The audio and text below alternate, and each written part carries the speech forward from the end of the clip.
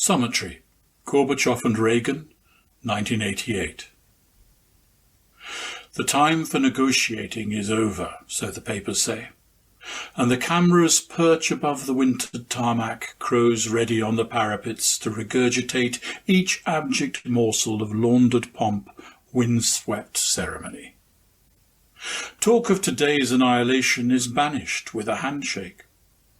They were just as scared as us, it seems, feeling the pinch, rubbed better by that handshake and the squeak of a nib across well-laid vellum bound in neutral plum. Then another handshake, this one to relieve reporters on their feet for hours before signing.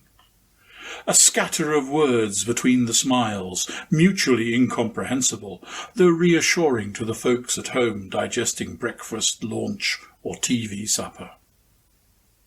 Behind each proper man, gentlemen, armpits subtly bulging, shift with nerves as the pens of peace are stowed away. Will one leak in Mr. G's swish Italian jacket?